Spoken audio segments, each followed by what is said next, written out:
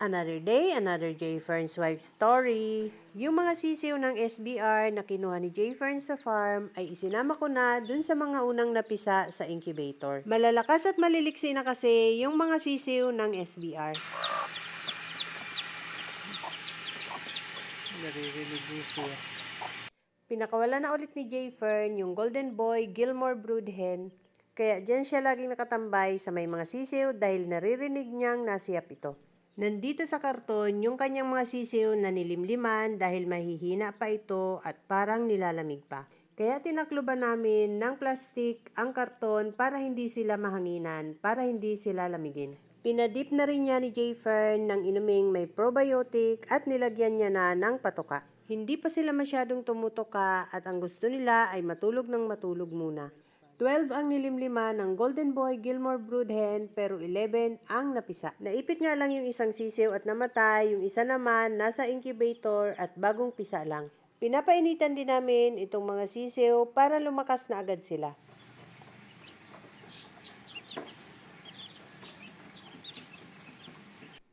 Kinahaponan pagkatapos naming magpatuka ay pumunta ulit kami ni J. Fern sa manukan para dalhin yung mga seedlings na itatanim. Hindi na masyadong umuulan dito kaya lagi na naming nadadala ang sasakyan doon sa manukan dahil hindi na maputik.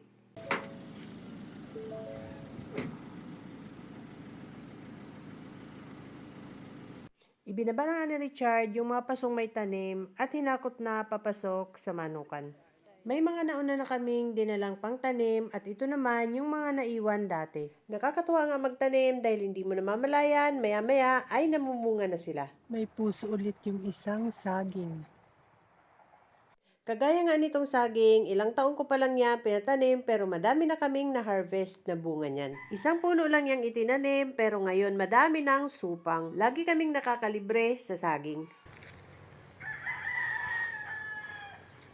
Madamo na ulit. Ang bilis. 2 weeks pa lang. Nag-grass cutter. Madamo na ulit.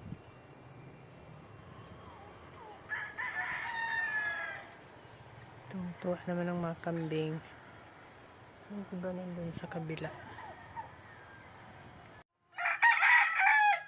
Kaninong itlog to? Sa itim?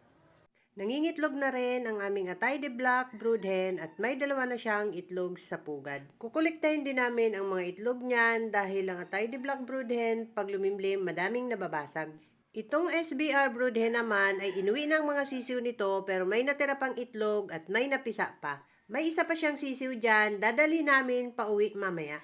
Eto namang nalimlim sa ibabaw ng tangkal ay malapit na ring mapisa yan. Magandang lumimlim ang inahin na ito dahil walang nababasag na itlog. Tiningnan ko ang mga pugad na nasa kubo pero walang mga laman ang mga pugad.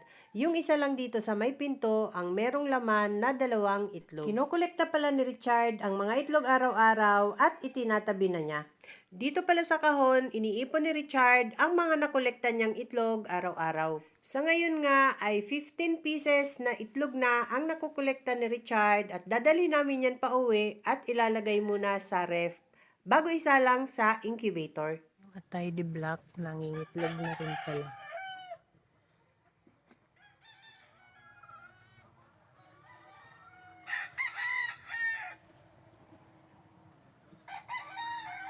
Iniipon namin ang mga itlog. Ito yung McLean Hatch.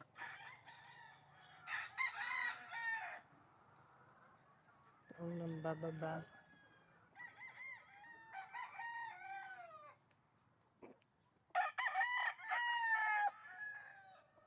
Maya-maya nga ay nagsimula ng magpatuka si Richard ng mga manok sa range area. Kunti na nga lang ang mga baby stag doon dahil yung iba ay na-harvest na at nakatali na rin sa cording area. Nag-iisa na lang din ang bulik na alpas dahil yung isa itinali na ni Richard.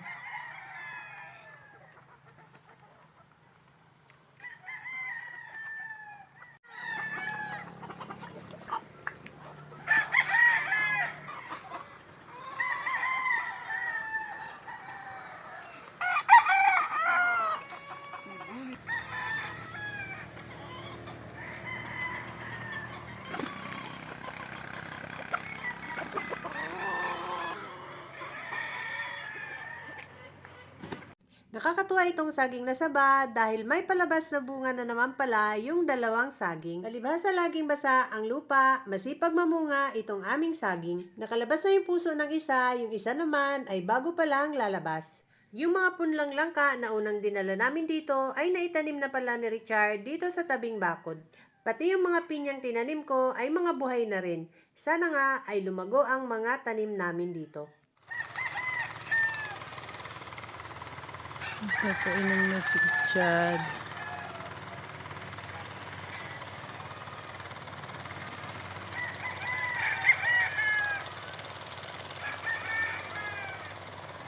Ito na nga yung isang bulik na nasa range area. Matapang na kaya itinali na ni Richard dito sa cording area. Matapang na.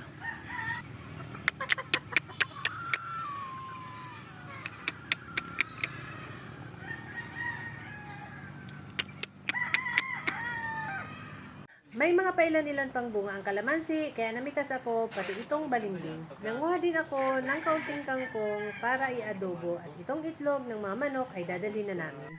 Pagdating namin sa bahay ay minarkingan ko na ang mga sisiw. Nililista namin ang mga marking ng bawat bloodline para hindi kami nalilito. Yung mga anak lang ng SBR at ng Golden Boy Gilmore Broodhen ang mamarkingan ko dahil yung mga unang pisa sa incubator ay namarkingan ko na yun.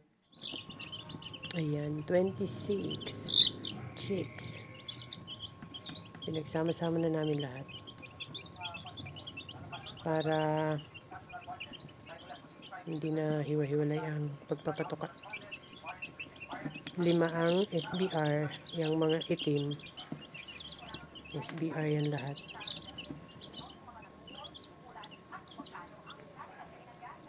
10 ang anak ng Golden Boy Gilmore. 7 ang sa 7 times winner line. At 3 sa possum. Pagkatapos kong markingan ang mga sisiw, ay binakunahan ko na rin sila ng B1 Lasota. Binuksan ko lang yung vial na naglalaman ng live weekend virus at paghahaluin ko sila ng solvent. Panatilihin lang nating malamig ang mga ito habang tayo nagbabakuna para hindi mamatay ang virus. Ipinapatak ko lang ito sa mata ng mga sisiw. Binibigay ang B1 Lasota vaccine day old hanggang 14 days up to 1 month. Hindi ko na na-video kung paano ko dinispose ang vaccine na yan dahil ibinigay na namin yan doon sa aming ka-breeder. Madami pa kasing sobra, sayang naman kung itatapon. That's all guys. Thank you so much for watching. Please like, share, and follow for more. See you on my next video. Bye!